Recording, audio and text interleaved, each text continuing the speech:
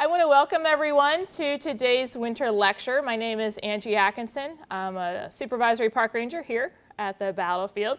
And I have been tasked on Super Bowl Sunday to talk about Andrew Johnson and his impeachment. Now, I was talking to some other members of the crowd earlier. I think it's a little bit of a conspiracy because I believe maybe 3 out of the last 4 years I've been on Super Bowl Sunday. But nonetheless, the crowd is good, so I'm glad to see you all here, and I hope you enjoy the game later on tonight. I also want to say real quick that we are very pleased to say that our first midwinter lecture is up on YouTube. So for all of you, those of you that have been chomping at the bit, asking us day in and day out, is it up, is it up? It is up and ready to go. So if you have a hankering to go back through our archives, please feel free to do so. They're good to go. Today, though, we're going to spend about an hour talking about Andrew Johnson and his impeachment. Something that I think, as one of my colleagues said, a lot of people know it happened, but they don't really know what was happening in order to get him to that stage. So we're going to look at that, and I will tell you, reading the book, and I brought it with me, looking at least one of the sources, the title Impeached by David Stewart, and I believe it's down in the bookstore. Wow, you could probably do about 16 different PowerPoints on this topic alone.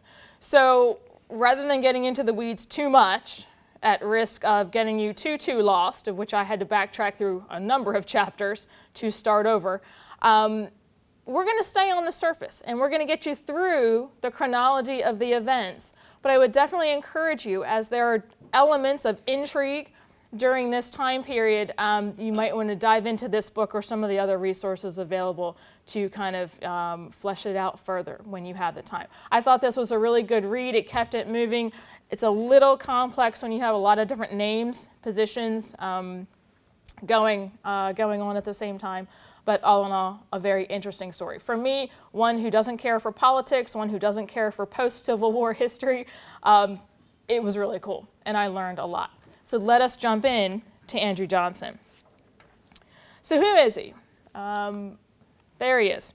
Andrew Johnson had his start in Tennessee, a tailoring business. It was involved in real estate, and would eventually work his way through a lot of government positions. For example, he was alderman, mayor, state senator, congressman, governor at one point, and eventually the vice president in 1865. He is handpicked by Lincoln, even though he is from an opposite party. He's from the Southern Democrats.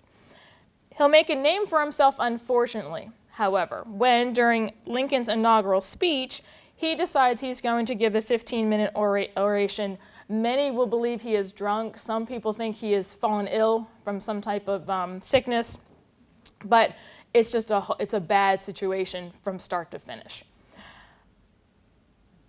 Once Lincoln is assassinated, Johnson will assume the presidency, and he's assuming it in a very difficult time period. We know many of the struggles that Lincoln had to deal with. Johnson's just going to be vaulted into that position, ready or not, and that can be debated. But the war hasn't quite wrapped up yet. Joe Johnson will surrender within a week. But one key thing that's really going to come out between Johnson and Lincoln is that Johnson is going to eventually, quickly but eventually, have very different views on Reconstruction than what Lincoln had. And so while Lincoln had, in a sense, a plan in place, bring the country back together, Johnson is not necessarily going to follow that same playbook. He saw no reason to encourage equality for African Americans. He really, truth be told, he wanted the South to kind of go back to what it was pre-war, in the sense of government, rule, law, social hierarchy, etc. Though he would keep Lincoln's cabinet when he assumes the presidency, he's going to face Reconstruction head-on with his own agenda. As I mentioned, his idea has very little to do with Lincoln's reconstructed South. It's, in fact, the exact opposite. He's going to put into place the old Confederate governments. He's going to allow them to return to power. He will eventually deny African Americans the right to vote. He will turn a blind eye to the development of laws that will be termed the Black Codes, which is basically just another way to prevent newly freed slaves from exercising their new and found rights. And he'll offer minimal protection to the Freedmen Program that had been implemented once the war was over. All of this is going to inflame certain members of Congress, one in particular, and that's going to be Thaddeus Stevens. And I will admit, every time I came across the name and the picture, Tommy Lee Jones popped into my head. And so it was very hard to differentiate for a little while, Tommy Lee Jones and his, very dry wit, at least the way it's written in the movie, dry wit and sarcasm. Though I think Stevens, obviously he owned it from the beginning. Stevens will want to bar Southern leaders and representatives he wanted to bar Southern leaders, the reps and senators who would support Johnson in Congress. He himself, from Pennsylvania, he will be the leader of what are going to be referred to as the radical Republicans, ardent supporter of African-American rights and equalities. And he will not look favorably upon Johnson and his Reconstruction efforts. During the opening session of Congress, once Johnson has taken over the presidency, Stevens is going to want to try and reduce the impact that Johnson and/or anyone who was opposing Lincoln's idea of Reconstruction, he wants to give them minimal influence. So one thing he's going to do is when Congress opens, when the session opens, the clerk of the House of Representatives, a guy, you may not know him, named Edward McPherson, omitted Southern congressmen from the roll call. Now, they're there, but what this means is that he doesn't acknowledge their presence, and this is a calculated move. And so when this happens, they can't be recognized on the floor. So while they're there, they're not there. So they're there in body, but maybe not in actual vote or influence, so to speak. Once this happens, they can't be recognized, and there will be 11 total that this will happen to. He will also look to create something called the Joint Committee on Reconstruction, also known as the Committee of 15, to address Johnson's efforts or lack thereof in the Reconstruction process. Now, Johnson is going to be asked by the Joint Committee to hold off on any further Reconstruction efforts, if you want to use that word. Really to pull back, let's look at this thing, let's figure out where we're going to go from here. They want to investigate, the committee wants to investigate alleged abuses. They want to look at efforts that are contrary to Lincoln's plan. They're going to interview a number of people in looking to get a clear understanding that Johnson is working toward bringing back the Old South rather than creating a new one. Lyman Trumbull, senator from Illinois, is going to sponsor a bill to extend the life of the Freedmen's Bureau and create a Civil Rights Act, which would actually reverse the Black Codes that were coming into effect. Johnson immediately vetoes the Freedmen's Bill and the Civil Rights Bill. He sees no problems for blacks adjusting to life after slavery. This is one of the significant things that will solidify his break from the Republican ideology. Not that he was a Republican elected into the Republican position, but that he's not going to follow through with Lincoln's ideas. He is now determined that he's going to make his own way. He's also very much against the 14th Amendment, which would guarantee citizenship to those born here, and he will question that amendment because as it continues through Congress, many of those Southern individuals were not recognized at the time. But beyond that, I mean, there's things going on, there we go, that are causing concern throughout the South for a lot of the representatives, especially what would be the radical Republicans in Congress. Unrest and violence are occurring daily. There are going to be a lot of riots, conflicts in the South. For example, this engraving is going to represent Memphis, Tennessee, which is going to see a 3-day riot between a conflict which occurs between white Irish police officers and some recently discharged USCT troops. And what will result is that 46 blacks and 2 whites are killed, buildings are burned, general, tragedy and mayhem. It will continue in July of 1866. There will be a attack by police on an African-American political meeting where 47 blacks killed and 100 were wounded. General Sheridan would write of this instance. He said, "It was not a riot, it was a massacre." So really, there's little protection for African Americans. There's little protection for or interest in advancing them forward after being in a state of slavery, looking to engage them in either the political process or even, just the social process. Eventually, though, another mark that will remove Johnson from any sort of Lincoln or Republican ideology for Reconstruction is his look to create what is called the Union Party. He wants to really define himself not as a Southern Democrat, not as a Republican, but as a Unionist. And what he's going to do is he's actually going to take himself on a speaking tour.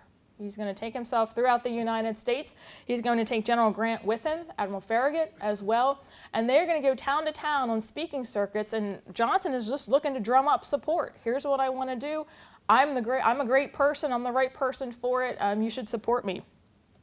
Grant was becoming unglued. This was not anything that he really wanted to be involved with. He went along with it begrudgingly, and he would say this once it had occurred. He would say, "I have never been so tired of anything before as I have been with the political stump speeches of Mr. Johnson. I look upon them as a national disgrace." Johnson is obviously not winning any friends. Johnson, for whatever reason, trying to work with Lincoln after Lincoln's assassination, almost, as I was reading it and interpreting it, becomes literally a different person. Once he moves into that position of being president, all bets are off, and he literally charts his own course. And we'll see this as we continue through the program here. With this, with the circuit of speeches, with Grant's disgust at what was happening, 3 cabinet members are actually going to resign, that of the Interior, Attorney General, and the Postmaster General. Johnson replaces, he'll eventually replace them, but what is also occurring is Johnson is using the power of the presidency to replace hordes of individuals. There's a lot of jobs back then that the president technically was supposed to appoint, but really it would fall to someone else to search out that appointment, present it to Johnson, and he would okay it, kind of like doing research on someone coming in for a job. He had done this previously, but after the speaking circuit, within a period of approximately 4 months, he had replaced over 1,600 postmasters throughout the United States. And that was not going unnoticed, of course. There's also going to be a congressional election coming up after the speaking circuit, and the damage that Douglas does with the speaking circuit, I think, is evident in the results of the election. What will happen is there are 173 out of 226 seats in the House will go Republican, 43 out of the 52 seats in the Senate will go Republican because of that. So he's not able to create the Union Party #1, and he's actually, to some degree, forcing individuals to potentially go to a different side because of the way he's kind of conducting his actions. Along with replacing individuals, along with cabinet members quitting, he is going to run into significant conflict with this gentleman here, Edwin Stanton, Secretary of War. He will make it his life's goal to remove this person from office because he just didn't like him. Didn't like him. And this will have dire consequences for Johnson in his future, especially when we talk about his impeachment. For whatever reason, he was focused on Edwin Stanton as some sort of roadblock to, I guess, the rest of his political career. But he became the bullseye for Johnson. Another individual, and sorry, I forgot to change the font color on Grant's name, but you probably all know him. I'm pretty good. Another individual is going to be Grant, and he will become a thorn in Johnson's side. So much so that Johnson is looking to move him out of the country. He wants to ship him off to Mexico. He wants to send him overseas somewhere, just get him out of his hair, does not want to be bothered with them, or even on some type of civil mission, just go. You know, he wants him gone. And Grant says no. Grant says, I'm not doing this, I'm not going. He even then tried, Johnson did, to persuade William T. Sherman to take over. Now, Grant is in, general of the Army, and Johnson doesn't want him there. So he looks to Sherman and he's like, hey, why don't you take Grant's spot? I can work with you a little bit better, and you can assume overall Army command.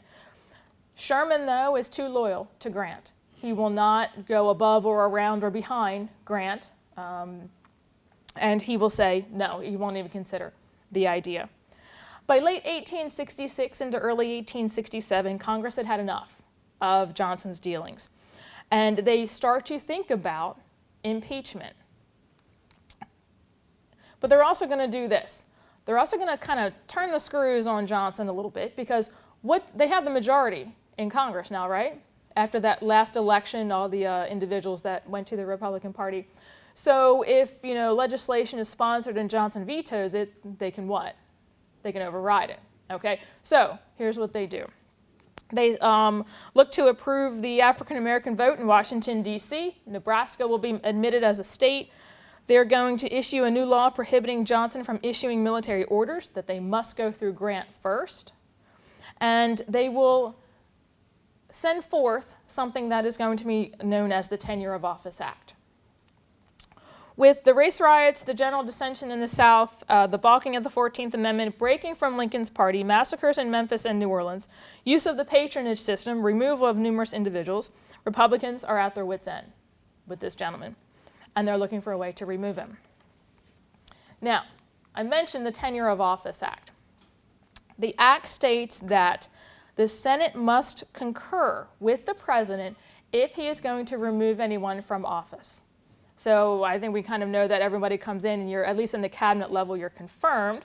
But then if you are, or I guess if you want to be unconfirmed, you are then, with this act, required to get the Senate's approval. It's not just a president thing where he can sign off on it and go. Johnson, of course, is going to veto this, right? He's not going to want to have anything to do with this. He wants the power solely to himself, but Congress can override it. Okay, and that's exactly what they do. What this does, what the Tenure of Office Act does, is it puts him on notice that if you try anything else, there's the potential where we have legal authority, or if you violate this law, we have the authority or kind of the reason to pursue an impeachment. And Johnson heard this. I mean, he's hearing the rumblings. He's not completely, he's not in a vacuum. He knows what he's doing and what the results are. So what is the impeachment process? Now, we have kind of a rundown here of, generally speaking, what the process is. So the House of Representatives will vote to impeach.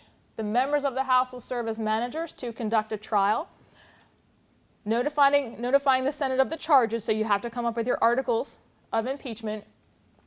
Chief Justice of the Supreme Court will preside over the trial, which is then conducted in the Senate. You have attorneys for both sides, prosecution and defense. They will make statements, examine witnesses, et cetera, much like, I guess, a criminal trial, which we might be familiar. I hope you're not too familiar with it, but on TV, on TV. And then a vote of the senators is taken on each article of impeachment. A 2/3 majority is required for conviction on one article. So if you had 5 articles, you don't need to be guilty of all 5. You just need to be guilty of 1. And that would apply to Johnson as well. So one of the things in looking for an impeachment is you have to find treason, bribery, or other high crimes and misdemeanors. And this is something that harkens back to the Constitutional Convention of 1787. They, as they're putting together this new government, you got to have a way to figure out, they don't want someone in power for eons. There has to be a mechanism, a check and balance, by which if that person is really ruling or presiding in an improper or illegal fashion, there has to be a mechanism to remove them. So impeachment was discussed. It's actually based on the British system as well. Treason is clear. Bribery, that's pretty clear. High crimes and misdemeanors. Even they struggled with that in 1787. They couldn't figure out, they couldn't clearly articulate what is a high crime, what is a high crime and misdemeanor, what is a high misdemeanor. And they really left no definition for the folks in the 1860s who were dealing with Johnson. So that is going to be one of the difficult aspects that the radical Republicans are going to have to deal with. They have to figure out how to articulate what is a high crime or misdemeanor. And it is a political, not a criminal action. So the removal, the potential removal of a president is a political means, not a criminal means.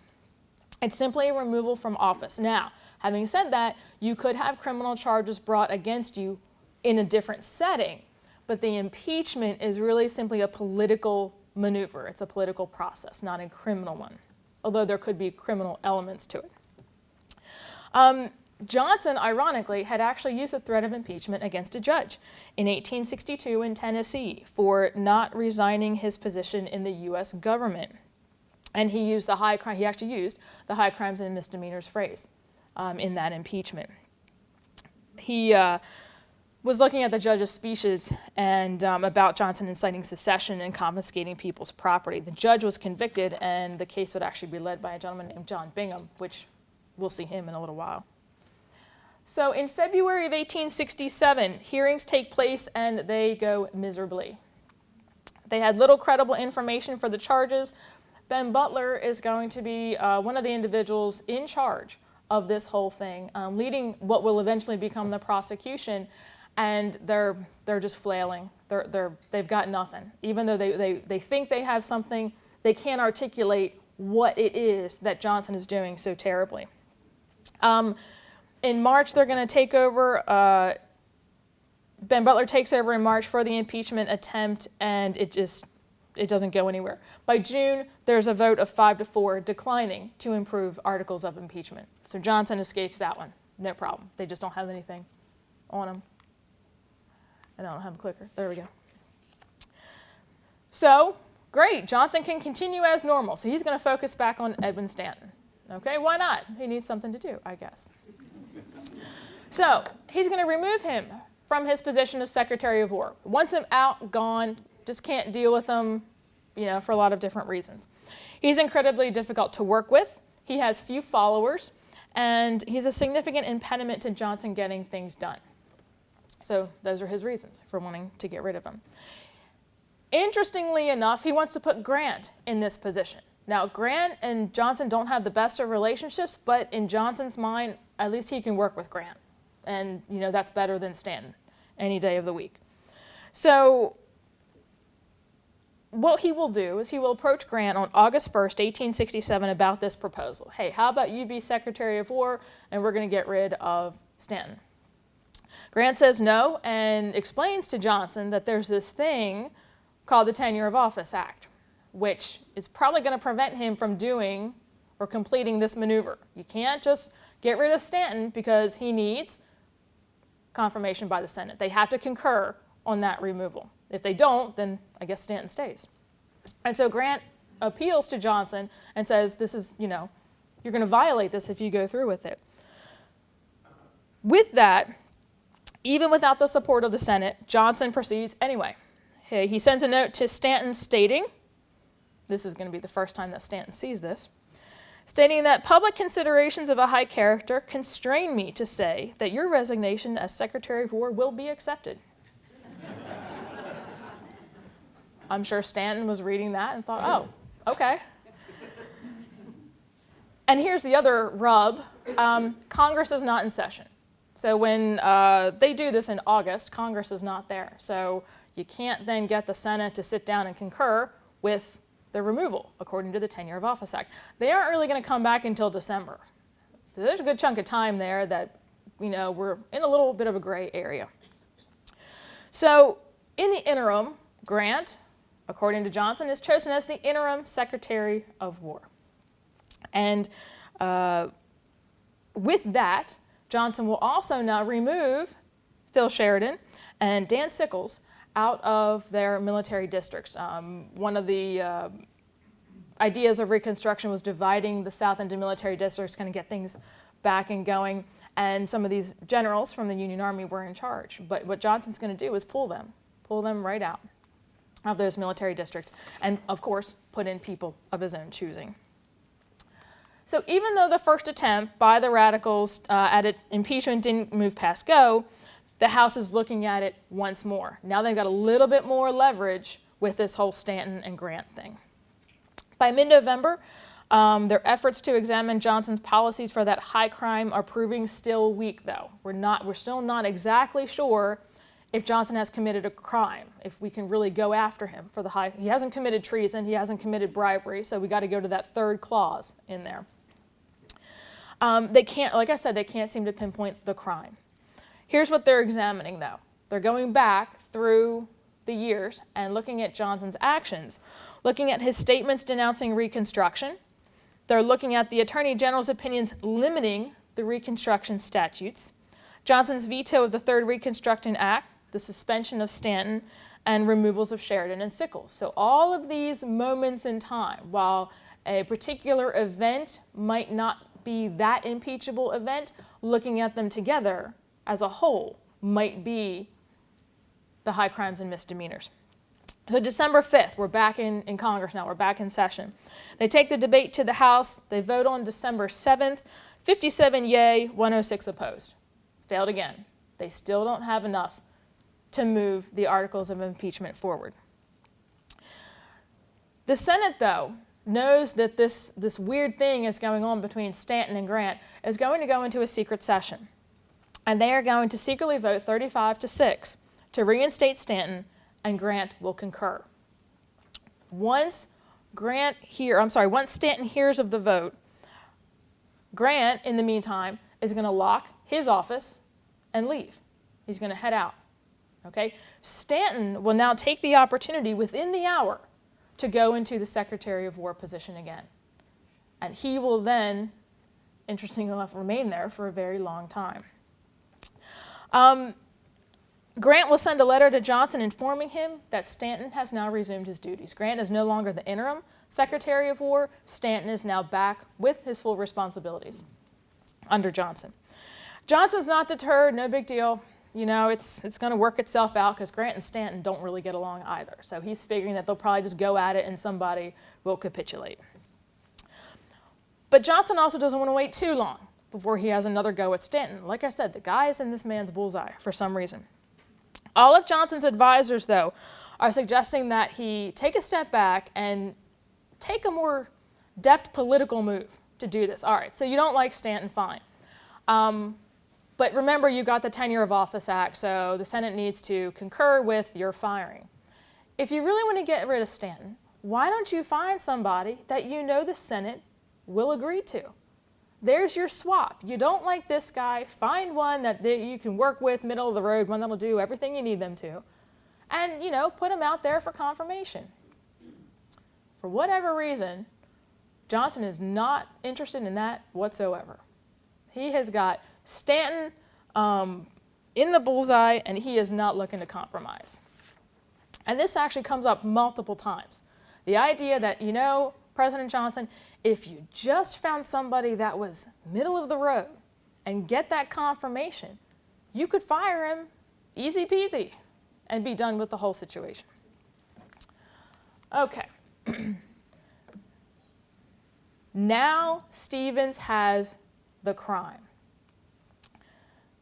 What happened is Johnson has failed to adhere to the Tenure of Office Act by removing Stanton and putting Grant in place. Potentially, here it is. Here's the crime, and here's what the radical Republicans are going to pursue.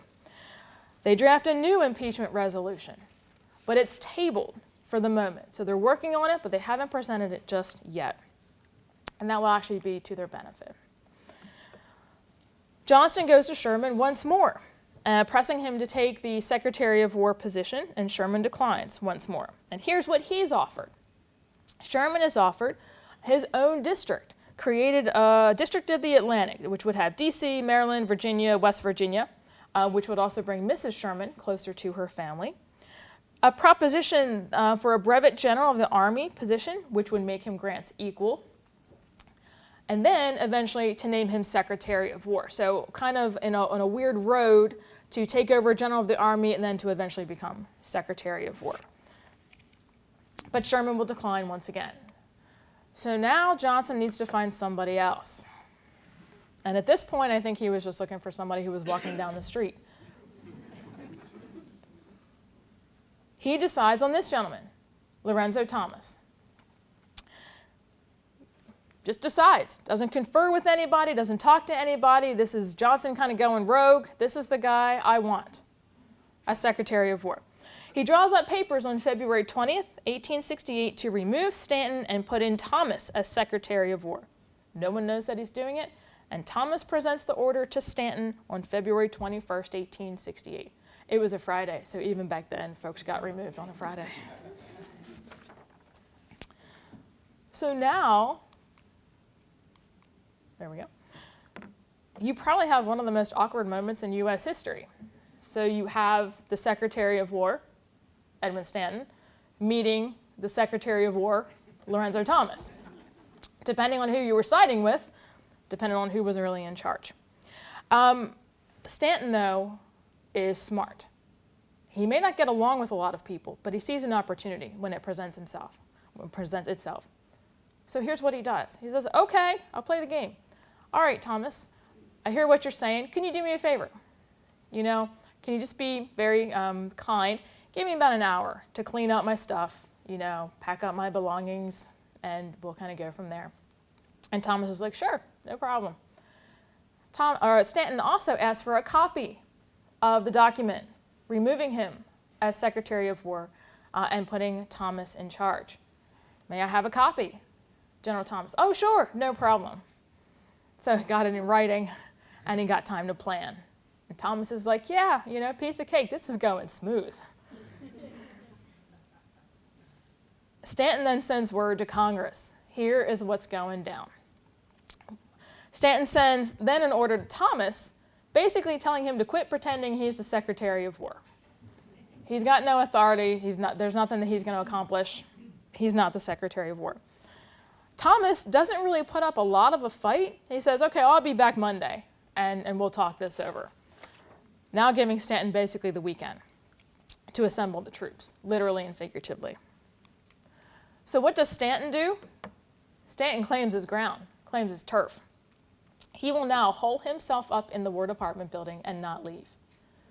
Because once he leaves that office, at any point, Thomas could walk in the door and take over. But if Stanton is still in that office, in theory, in Stanton's mind, he's in control. He is the Secretary of War. The Senate is now thrust into an executive session to deliberate on these events. The House as well. After 7 hours of debate, the House and Senate vote that the President has no power to remove the Secretary of War, which has just happened through this document that Stanton got copied by Thomas. And now he has violated the Tenure of Office Act. Now Stevens has his crime. He has the crime handwritten and in person, with Thomas going to meet with Stanton. D.C. is wide open. Once they hear of this, everybody is a flitter. They are through the streets that this has gone down. There's supposedly people from Kentucky and Louisiana and Missouri offering troops to support Johnson. Then there's other individuals from the GAR, commanded by John Logan of Vicksburg fame, offering troops as well. I mean, this really could come to blows. It really could. A lot of the individuals participating in this talked about it literally becoming a second civil war. It was that tenuous at this moment. And so here is the document, what it looked like for the yays versus the nays to move forward with the impeachment of Andrew Johnson. Who's going to lead it? Well, we stated earlier that Ben Butler is going to be in charge of the prosecution. And he along with the other individuals participating in the case, are going to come up with 11 articles of impeachment. Most of them are going to relate to the violation of the Tenure of Office Act. Johnson is now, at this point, finally sobered into reality. he will start to back off. After all the changes, the vetoes, the patronage, the removal of people, he finally grinds to a halt. Knowing, though, that there is going to need to be a 2/3 vote in the Senate to convict or acquit, you got to have 2/3, either way. Now there's people in play. Votes are in play. And looking at the breakdown of Congress, again, we go back to the earlier slide, we know that a lot of Republicans came in that congressional election. So he can pretty much count, as can most everyone else, how some people are going to vote, how others are going to vote, and then there's this crew in the middle. We're not sure how they are going to vote. There's roughly 7 people that are kind of sitting on the fence. Their votes are up for grabs. And these 7 would determine whether or not Andrew Johnson would be the first president impeached in the United States. So the prosecution is going to begin March 30th, 1868. They sold tickets. I shouldn't say they sold tickets. They had tickets for this thing. If you take a look at the gallery was just chocked full of people. Women brought their knitting, they brought books, they brought opera glasses to watch this thing. This was the event of the season. People from Europe had come to watch this. Reporters were there. And one thing that the Republicans did was, since the Republicans had the most seats in both the House and the Senate, and they're getting tickets to this, they made a statement by giving a number of their tickets to African Americans who were initially barred from watching the procedure. Butler's going to open the trial, and he is going to feel the pressure. He's going to say that I came as near running away then as ever I did on any occasion in my life. And unfortunately, Ben Butler didn't make the best presence as he's trying the case. Maybe appearance is a better word. So the other side would look at Butler and would not be kind to him, describing him as short, broad-shouldered, short-legged, fat, without much neck, but with a good many flaps around the throat, standing as if a trifle bow-legged, with a great cranium of a shining pink color. And you and I know that a lot of the best cases are kind of tried in the paper, so when you write that stuff, it definitely leaves a lasting impression. And his initial opening remarks, when he gives them, rather than being confident, standing to the crowd and the Senate, he stands there with the papers up at his face, reading them carefully for over 3 hours. And that's nothing. Wait till we get in the trial. Johnson, however, is nowhere to be found. Because guess what? As president, you really probably shouldn't show up to this. And he is counseled by his lawyers, by his defense. You don't go in there, because the president should not dignify the setting. You should not take that office into this type of potential circus as they were considering it. So Johnson is not, so as we think of a lot of trials, you've got the defense with your individuals, you've got the prosecution with your individuals. Johnson's not there. So in a sense, he's sort of in absentia. But Butler needs to set the groundwork. He needs to demonstrate that the Senate, though not explicitly mandated by the Tenure of Office Act, had plenty of precedents and political soundness to do so, that there was enough information to demonstrate that Johnson had violated the Tenure of Office Act. First day of the trial, it begins at 12:30 and ends at 5. From that, there we go. The prosecution will take 5 days to present their case. And by the 4th day, fervor had, unfortunately for them, diminished. So everybody gathered in. They thought there was going to be this big hoorah going on. And what they didn't realize was Butler was approaching it a little bit differently. I think they thought it would be a go for grabs, get anything you can. Butler actually stated that he was going to try it like a horse case. Like if you stole a horse, we're going to take all the evidence, we're going to bring it to light, we're going to talk to witnesses, we're then going to connect all the dots together and then have closing remarks. And it wound into the weeds, the very, very deep weeds for many of these people. In fact, so much so that everybody got so bored listening to the prosecution's case that people actually had to be ushered, back in. Come on, we want you to hear this. It might be a big to-do, because nobody at that point cared. They were like, all right, we're checking out. And he saw the wheels were coming off. That they were just coming off the radicals' case. First, there's a loss of interest. Second, Salmon P. Chase, who's going to be the Chief Justice of the case, indicated that any objections about evidence would be ruled by him and him only, and then if there were questions, they would go to the Senate. Well, there's a little bit of concern there, because if you liked Chase, great. If you didn't like him, well, then you might have a problem with that. And who's to say that the next Chief Justice wouldn't be a little bit more biased one way or the other? I mean, they knew what they were working with here, but heaven forbid there be another impeachment trial and someone be just blatantly for one side or the other. The following day, the team is going to propose a rule that would bar Chase from ruling on the objections, but they lost.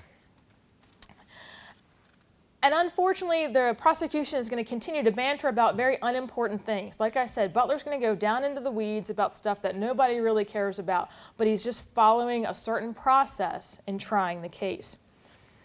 Witnesses for the prosecution are going to produce at best marginal information that supports the case. Butler is struggling to tie testimony and evidence to the actual articles of impeachment. He did close the case, though, with one upshot.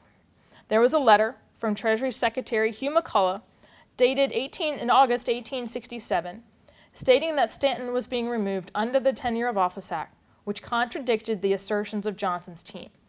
Johnson's team is arguing that Johnson had constitutional authority, and this revelation caught them with their mouths open. They were not prepared for someone to have a document saying that one of the reasons Stanton is being removed is because of the Tenure of Office Act.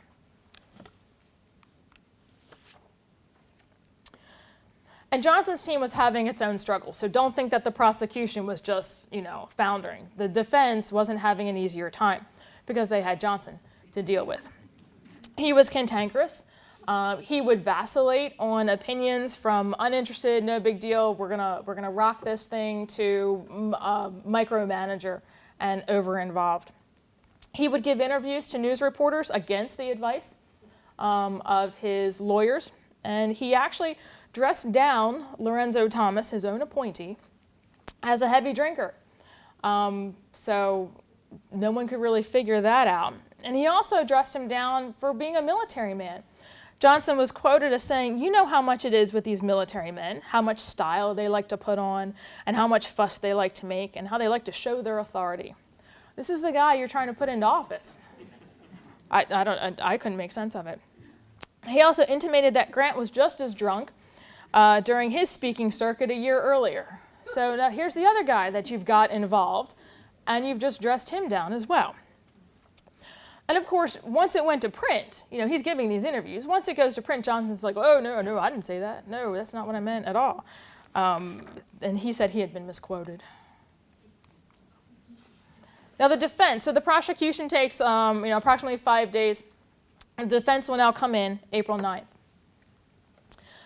And they will dissect the Tenure of Office Act, looking at its vagueness and ambiguity. And they will note that it says that cabinet officials shall hold their offices respectively for and during the term of the president by whom they have been appointed, subject to removal by and with the advice of the Senate. So there's a loophole, because Stanton was appointed by Lincoln. And so what they're saying is this was not a Johnson appointee, so therefore, ergo, the act does not apply to Stanton, and Johnson can do with him what he will. The prosecution will counter that by keeping Johnson there in the presidency, by keeping Stanton there, Johnson is implying and demonstrating intent to have him in office. So because he didn't get rid of him a week or two or a month after he took over as president, it's kind of like implied consent. You're good enough, you're going to work for me, we're going to go from here. Benjamin Curtis, who is going to, there we go. Benjamin Curtis is going to continue to press, he's for the defense, continue to press the vagueness of the Tenure of Office Act and that Johnson was acting within what he thought was appropriate, going to the vagueness, and within the Constitution. He also spent time for some reason trying to split hairs between the words removal and temporary filling of a vacancy. Like I said, both sides took this thing down into the very bottom of discussions. Curtis, though, is extremely persuasive, and with this loophole, he's able to gather a few more people becoming interested in where does the line lie with what Johnson did in removing Stanton, and is it an impeachable offense or is it not? Is he truly acting within the letter of the law, or was he outside the law? Now, the interviews are going to continue over the course of the defense's opportunity to place people on the stand, and of course they're going to put Lorenzo Thomas there. And Ben Butler is going to slay him while he's up there. He's going to catch Thomas in a yarn about whether it was his or the president's idea to use force to take over the War Department. Now, force being Thomas showed up to talk to Stanton, not like true force. First, Thomas says, oh, it was my idea. And then he says, no, but he chose not to necessarily use force, but he didn't know why he didn't use force. And then for some reason, he just failed to tell the president that he was going over there to talk to Stanton. And so Thomas was not making for a very solid witness. There was flip-flops, moving back and forth, and lots of inconsistencies with his testimony. And then Butler, though, will corner him into admitting that he, Thomas, had been attending War Department meetings representing himself as the Secretary of War, even though Johnson was claiming that he hadn't removed Stanton. So therein lies one of the major issues for Johnson's team. Sherman will arrive, and he will present his testimony, and arguments erupt whether, when Sherman is asked to recount what Johnson talked to him about, all of a sudden everybody's up in arms, because if we need to hear what Johnson said, then Johnson should be there, right? He should be one of the witnesses. And this is going to occur multiple times where people have to relay what Johnson was telling them or asking them to do. And sometimes the statements were admitted and sometimes they weren't. And there was really no rhyme or reason as to Chase allowing certain testimony and not allowing certain testimony. So that became one of the more frustrating aspects of the trial. Finally, they got to take a break while they're arguing this, so Sherman goes away. He's eventually called back once they figure it all out. They don't really figure it out, but he just comes back. Finally, when he's called back to the stand, he will unhinge another central line of defense for Johnson's team. When Sherman was asked why the matter, the appointment of a new secretary, wasn't before the courts, Sherman contended that Johnson stated that it couldn't be. With that, Sherman upended the defense, implying that Johnson was not interested in the court's opinion of his appointment and/or potential violation of the Tenure of Office Act. Basically saying Johnson did it anyway, he didn't care about the ramifications or the process in which he had to follow. There we go. Stanberry is going to be leading the defense for Johnson, and one final play for them was to question the cabinet members that had been working for Johnson, potentially using them as a sounding board or reasons for Johnson's actions, hoping to support the idea that if Johnson believed the Tenure of Office Act was unconstitutional, then he fully believed he had the power to remove any and all cabinet officials. So if he was honestly working with the understanding that this was a law that was not constitutional, he was moving forward in his mind with the best reasons possible. The defense will end their case April 18, 1868. Many found that the impeachment trial was not the trial of the century. It was not the bawdy affair that many hoped it was going to be. It was really more daily legalese. It was boring, dull, and nothing was all that exciting because both sets of lawyers had really gone down into minutia to try and prove and or defend their cases. All they need now, though, are the closing remarks. We've got the opening, we've got the testimony and the evidence, now we just need to close this out. In the meantime, though, people are flocking to Washington because when they hear that the closing remarks are near, it means that the votes will then soon follow. And we need to make sure that we've got the right people on our side, whatever that side may be. We need to make sure the votes go the correct way. Future President James A. Garfield stated that the worst class of political cormorants are thronging the lobbies and filling the hotels in high hopes of plunder when Benjamin Wade is sworn in. Wade would be the second in line if Johnson was removed from the presidency. But if you didn't agree with Wade's stances on issues, all the more reason to acquit, as his non-cabinet appointees would see some lengthy stays in public office. So you also had to think about how you voted for the future. If you acquitted Johnson, you might have some potential there because you might garner favor. If you remove him, you now have to serve under Ben Wade. Is that what you really want to do? Because there weren't a lot of Ben Wade fans. So there were larger implications than just removing Johnson from the presidency, because everyone is thinking, well, what can I get out of it? And that was throughout the entire political system. Many people, I shouldn't say many, a handful of Republicans are going to be concerned, especially these two individuals, James Grimes and Reverdy Johnson, are going to be concerned that if they vote against Johnson and he is found guilty, or I'm sorry, if they vote against him but he's found not guilty, is there going to be reprisal? How are they going to work with him in the future? Of course he's going to find out, who voted. What's going to happen? Are there going to be things that are going to be coming back at them for doing so? They wanted his assurance. They would go meet with him, and Johnson assured them that there would be no surprisals and that he would look for a different Secretary of War, which seems to be the linchpin of this whole thing. That gentleman would be John Schofield. Schofield was a non-issue to Johnson. He was just looking for someone that would bridge the divide with the Republicans. Most importantly, though, Grant was behind this nomination.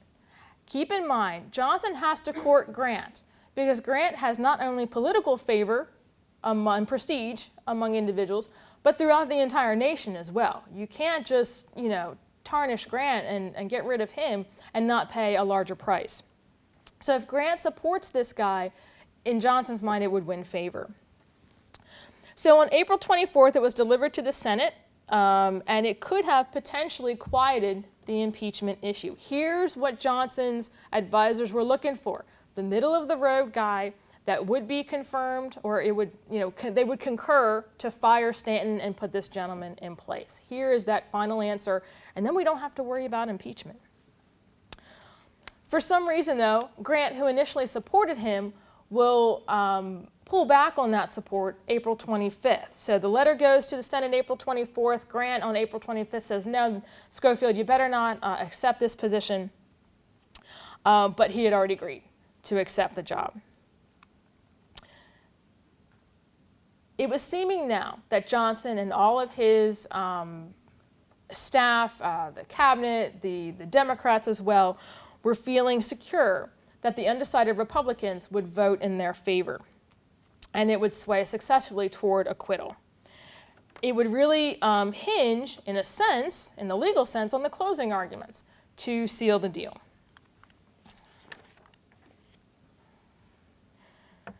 There was debate once more about procedure, because remember, no one had really gone through this for a president. There had been other judges that had been impeached, but no one had gone and mapped out how you impeach a president. And in fact, as a little sidebar, the first thing they started with was, how are we going to arrange the rooms? And then they had to figure out how many chairs they were going to bring in. So that's where they started with all of this. Needless to say, by the time they got to the point of closing arguments, there was the question, well, do we have one person deliver the closing argument, or do we have a lot of people? Because you have a large team working on both the prosecution and the defense, and they've spent hours and months putting this together. Some argued that, hey, we should have a chance to talk. And so it was decided that unlimited speeches would take place. So the House manager begins. I'm not going to read them all. The House manager begins, then there's 2 defense lawyers, then there's 2 more House managers, then 2 defense lawyers, and then the final House manager. How many is that? 1, 3, 5, 7, 8. 8 people. So We'll go in order. George Boutwell will open for the prosecution with a very solemn delivery. Not maybe the best guy to not a good leadoff hitter. He didn't really get out the gate on that one. He has a very unengaging address. He incorporated Hamlet in part of it, and a very obscure classical comparison to the disastrous administration of Sicily by Caius Verres in 80 BC. Not so much current events. April 24th, that's on the 22nd. April 24th, Thomas Nelson of the defense next. He will attempt to make Johnson more human. But people felt that he should have been on the pulpit addressing sinners, not so much the Senate. Evidently, it was a very inflammatory, kind of fire and brimstone type of speech, not one you really give to congressmen. He would, though, take home the notoriety of incorporating the issue of bird guano on the Caribbean island of Alta Vela within the closing argument, of which that lasted 7 hours. On April 25th, William Grossbeck of the defense hit a home run, though. He will take a softer tone, again trying to kind of paint Johnson in a more human light, and he is regretful that Johnson could be removed based on some miserable little questions rather than a more significant issue. Really kind of saying that the radical Republicans are grasping at straws and there's really nothing here, and if he's impeached, he's really impeached for the wrong reasons, not significant enough reasons. On Monday, April 27th, Thaddeus Stevens will attempt his address. Now, this guy is really in poor health, extremely poor health. And so it's, the newspapers were kind of chronicling him day by day. Like, did he make it in today? What's he look like? He has an address, but he'll get about halfway through it, and then Ben Butler will have to finish reading it. He's just unable to. It contained numerous swipes at Johnson, like he should be tortured on the gibbet of everlasting obloquy. I should have looked that up before I... Republican Thomas Williams. Okay, we're on the bottom now. Republican Thomas Williams spoke after Stevens to end the day. Next will be, different day, William Evarts. He's a defense lawyer. Now, Butler brings up the guano issue again, but basically what happened was during the guano issue, Nelson called out Bingham, Stevens, and Logan for asking the president to actually step in on the matter. So they're saying, hey, you're using the president when you need him, but yet now you want to impeach him. So that goes into a rabbit hole for a while. They verbally spar, someone implies the need for a duel, and then life goes on. So poor Mr. Evarts only gets about an hour that day. That was a Tuesday, but he made up for it. He would then speak all day Wednesday, all day Thursday, and most of the day Friday. But this guy electrified the room. He had him. For whatever reason, he was able, kind of an unassuming individual, but he was able to capture that's what they were looking for. You know how people were losing interest and leaving the galleries? Now they've got something to latch on to.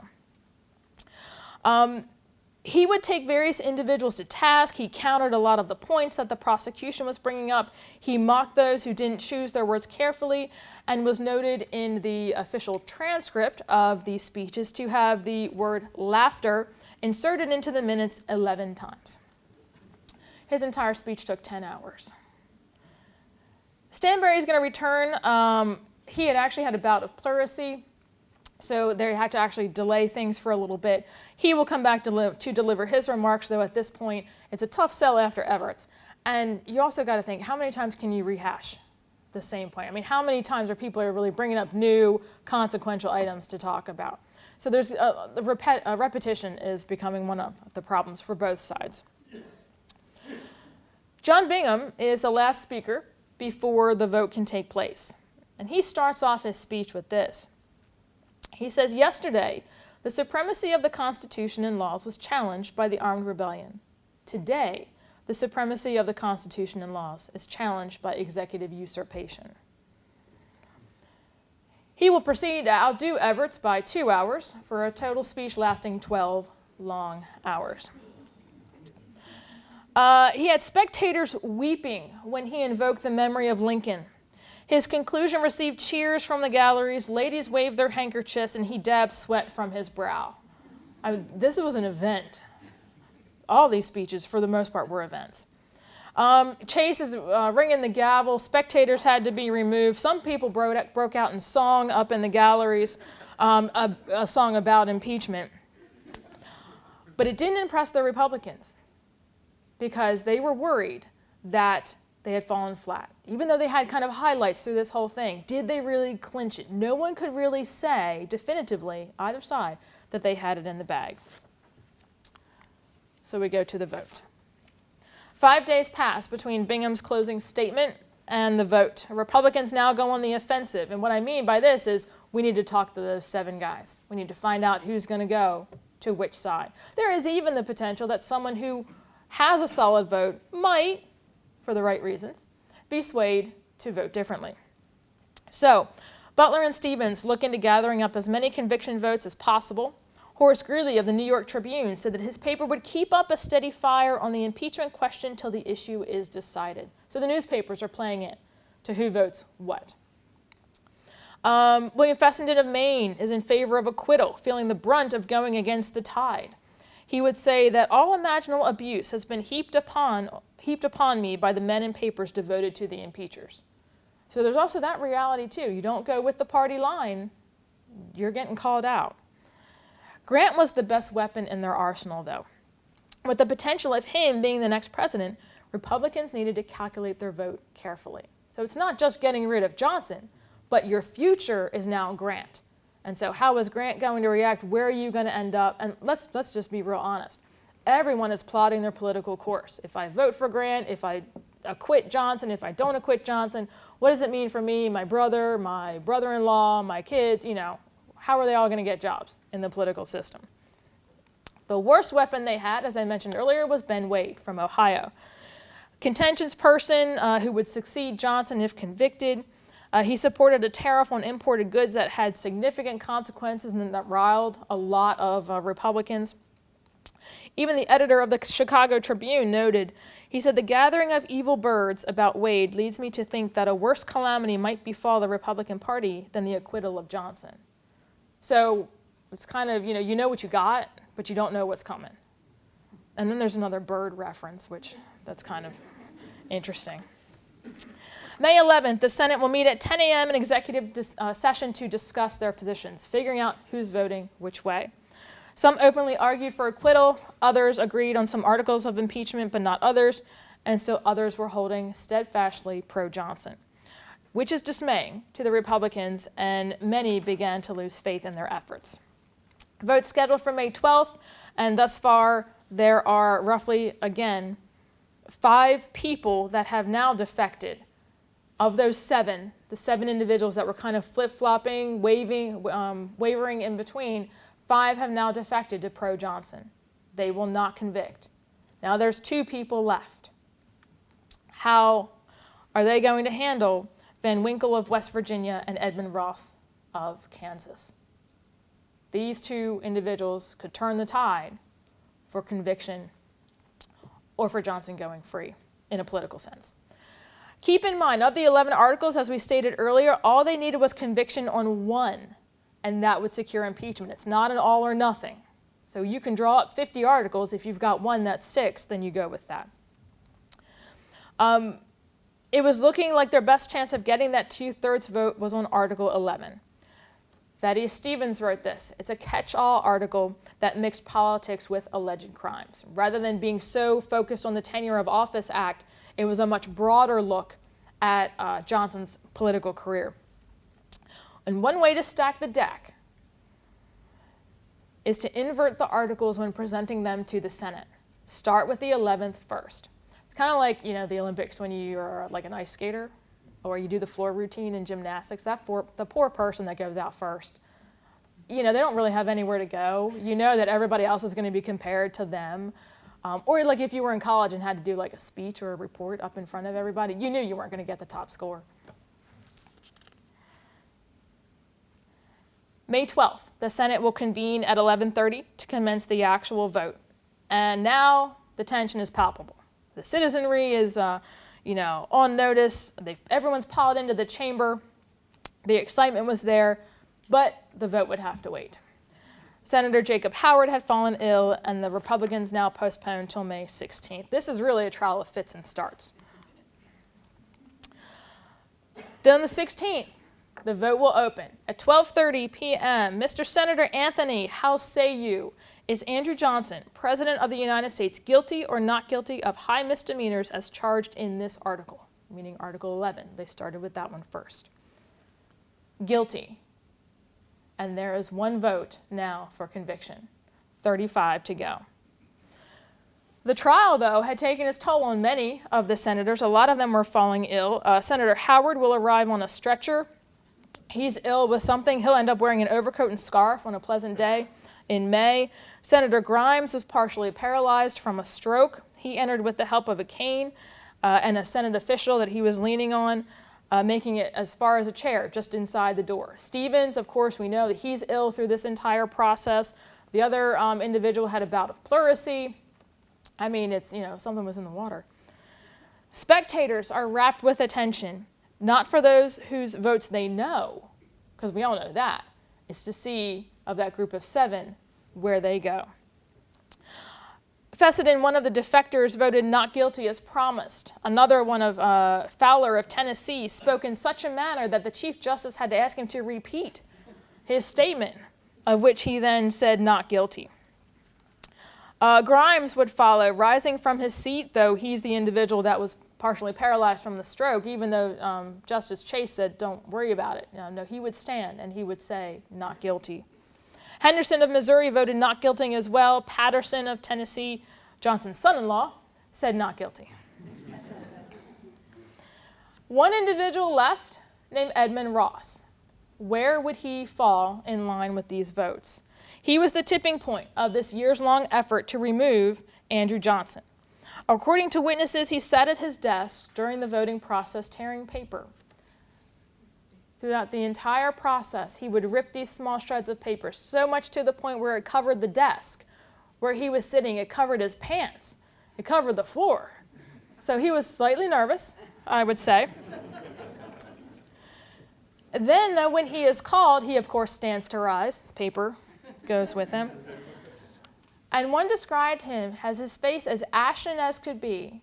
He would stand and deliver his vote. Not guilty. Edmund Ross has just saved the president. Final tally, 35 guilty, 19 not guilty. They said that Butler's head turned red, and John Bingham dropped his head onto the table before him. Stevens, who had actually predicted this moment, he had questioned whether or not they had enough to get Johnson convicted, sat unmoved. John Logan spattered the carpet with tobacco juice. This was a very long process, years in the making, and here they now sit with Johnson acquitted. And this was just the vote on Article 11. Okay, there's 10 more to go. But it was the death knell, because really it was the broadest article. It was the one that probably could encapsulate the most things that Johnson had done. And now they knew, though. They knew because of political leanings and numerous political backdealings that this vote was going to be the same for every article. Quickly, the Republicans adjourned. They said, okay, we're going to hold off for a second. They adjourned for 10 days, trying to think of what to do next, knowing that there's no way they'd get a conviction on Johnson. They will launch an investigation into potential corruption influencing Ross's vote. He had told people earlier that he was going to convict, but all of a sudden now he finds him not guilty. And in fact, they began interviewing witnesses that night. By May 26, Chief Justice Chase reconvened the trial. They will begin with Article 2, whether the appointment of Thomas as Secretary of War violated the Tenure of Office Act. The vote was the same, 35 to 19. Same votes by the same people. Article 3, no different. The Republicans adjourned the trial. The remaining 8 articles never voted upon. They knew. They knew at that point there was nothing left. Blame is quick to go around, of course. So here, could the 7 votes have been bought? Of course they could Or was it the shoddy work of the prosecution for writing bad articles, potentially? No one had really ever had to write them for a president before.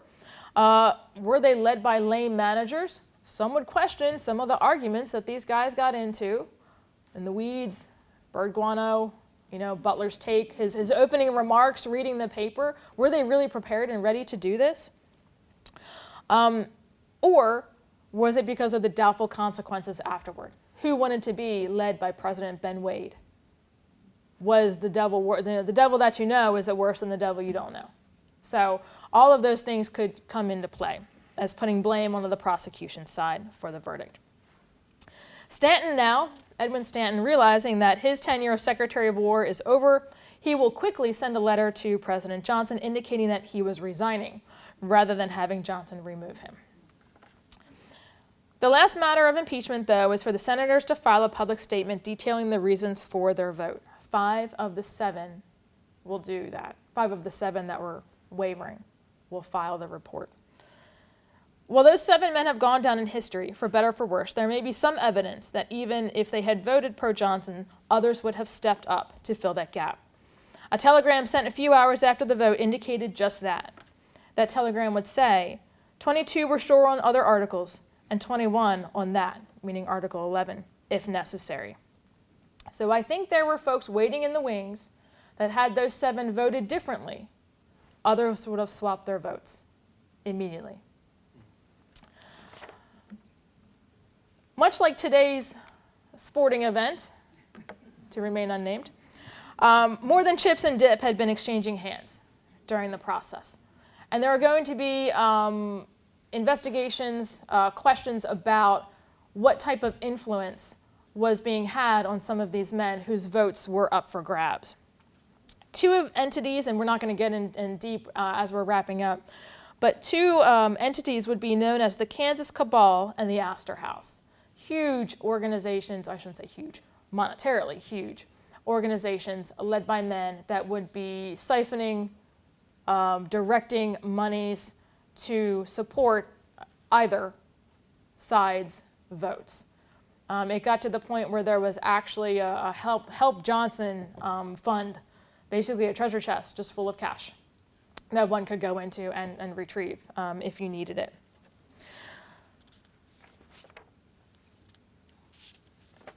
With that, and we're going to skip ahead to, there's Edmund Ross.